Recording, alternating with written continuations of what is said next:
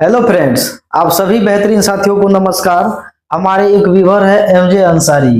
इन्होंने पूछे हैं, सर किसी से लड़ाई झगड़ा करते समय हाथ पैर कांपने लगता है, ट्रीमोर्स टाइप से होने लगता है, इसका क्या इलाज हम करें? इसका फुल ट्रीटमेंट बताइए।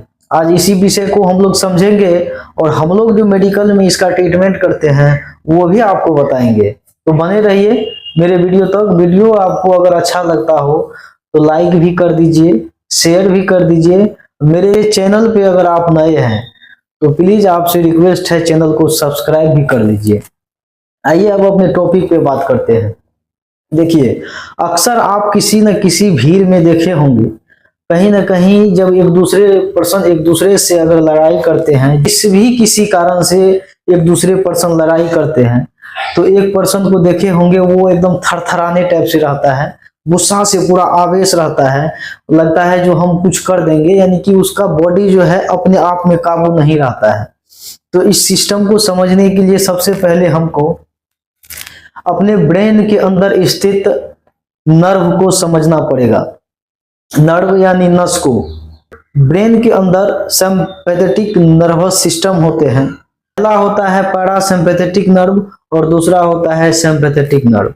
तो हमारा जो पहला नर्व है सिंपैथेटिक नर्व, ये बॉडी को रिलैक्स पैदा करता है। यानी जब भी आपको किसी भी तरह का कोई परेशानी हुआ हो, झगड़ा में या लड़ाई में, चोट वगैरह से, जब माइंड को रिलैक्स चाहिए, कहते हैं ना, जो हम माइंड को थोड़ा रिलैक्स कर रहे हैं, आराम कर रहे हैं, तो ये जो पहला होता है पैरासिम्पैथेटिक नर्व, ये बॉडी के पूरे सिस्टम को रिलैक्स करने का काम करता है। और दूसरा सिंपैथेटिक नर्व, ये बॉडी को टेंशन पैदा करते हैं। क्या पैदा करता है?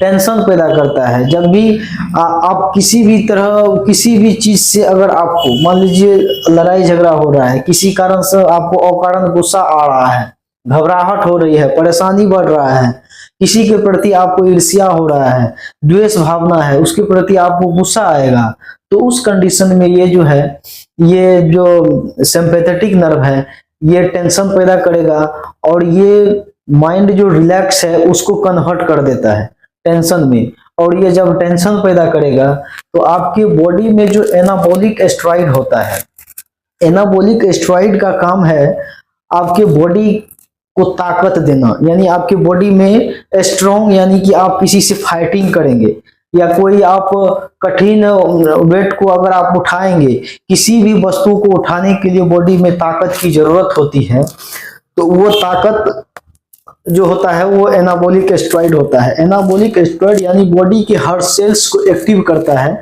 जो इसको ताकत की जरूरत है, जितना जरूरी है उतना वो प्रदान करता है। तो आप सुने होंगे किसी कंडीशन में मरीज को जो इसको पूरा ताकत नहीं है।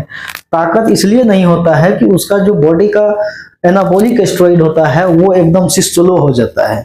और पैरासिम्पैथेटिक जो नर्व होता है, ये आपको खुशी जो हार्मोन होता है, डोपामिन, ऑक्सीटोसिन, और उसके बाद सीरोटोनिन, उसके बाद होता है एंडोर्फिन, ये पैरासिम्पैथेटिक नर्व जो है ये सारे हार्मोन को रिलीज करते हैं। ये इसमें अगर आपको परेशानी आएगा और उसके साथ में अगर आपके नर्व को, बॉडी के ब्रेन के हर नर्व को एक्टिव करने के लिए उसके साथ में ऑक्सीजन की भी जरूरत होती है। अगर आपके ब्रेन में ऑक्सीजन का लेवल अगर कम जाएगा, जितना जाना चाहिए उतना नहीं होकर के अगर नॉर्मल से कम ऑक्सीजन पहुंचेगा, तो उस कंडीशन में भी आपको वाइब्रेट टाइप से आपके बॉडी में वाइब्रेशन होता है। तो उसके लिए सबसे पहले अगर इस तरह का अगर हो, या देखे होंगे किसी को देखते होंगे 10 आदमी में अगर उसको मैकिंग पे बोलना हो, 10 आदमी में कुछ अगर बोलना हो या कुछ सामूहिक कार्यक्रम हो रहा हो, वहां पे अगर उसको कुछ बोलने के लिए दिया जाए तो थरथराहट उसके बॉडी में एंट्री हो जाता है। इसलिए कि उसके बॉडी का जो पैरासिम्पैथेटिक नर्व है वो कहीं ना कहीं वो डिस्टर्ब हो रहा है और उसके अंदर में जो सेरोटोनिन है वो रिलीज कम हो रहा है। उस कारण से उसके अंदर में एक फियर होता है, यानी डर टाइप से बना हुआ रहता है, चाहे वो लड़ाई में हो, झगड़ा में हो या किसी माहौल में हो, तो वो उसके बॉडी को डिसबैलेंस करने लगता है, जिस कारण से बॉडी में घबराहट, थरथराहट, कंपन ये आने लगता है। तो अगर ये आ जाए, अगर ये आ रहा है, तो अब इसको हम क्या करेंगे? सबसे पहले आप दो चार बार लंबे सांस लीजिए और लंबे सांस को छोड़ दीजिए। कम से कम 5 बार आपको लंबे सांस लेना है। लंबा आपको पावर हो वहां तक होल्ड करके रखना है, फिर उसको धीरे धीरे छोड़ देना है। ऐसा अगर आप 5 बार करते हैं तो पूरे ब्रेन को ऑक्सीजन मिल जाता है और आपके अंदर में जो घबराहट है, डर है, वो दूर हो जाता है। उसके बाद अगर आपका नर्व डैमेज हो रहा है तो नर्व डैमेज यानी आरबीसी की प्रोडक्शन उसमें नहीं हो रहा है, तो उसके लिए आप विटामिन B12 की भी सप्लीमेंट यूज कर सकते हैं। विटामिन B12 अगर आप लेंगे तो ऑलरेडी आपका नर्व स्ट्रांग होगा और ये थरथराहट वगैरह से की परेशानी नहीं होगी। हाँ, अगर आपको ये हो जाए, अगर आप इससे परेशान है तो सब कुछ करके अगर आप थक गए हैं तब आपको मेडिसिन कौन सा लेना है। तो सबसे पहले आप एक बात समझ लीजिए, आपके अंदर में जो डर है वो डर को निकालना पड़ेगा। हर आदमी को कहीं ना कहीं किसी भी कारण से डर होता है, वो डर को निकालना पड़ेगा और अपने आप में एक रिस्क लेना पड़ेगा। जब आप रिस्क लेंगे तो डर भी आपसे डरेगा, इतना बात तो तय है। किसी भी चीज में अगर आप हाथ बढ़ा रहे हैं तो आप वहां रिस्क लीजिए और जो आपके अंदर जो फेयर है, जो डर हो रहा है, वो डर को भी उससे डर लगेगा। तो यानी कि डर को भी आपसे डर लगेगा। तो इसके लिए आपको अपने आप में खुश रहना है, बिल्कुल भी किसी तरह का स्ट्रेस नहीं लेना है, किसी तरह का चिंता नहीं करना है। समझ गए फ्रेंड्स।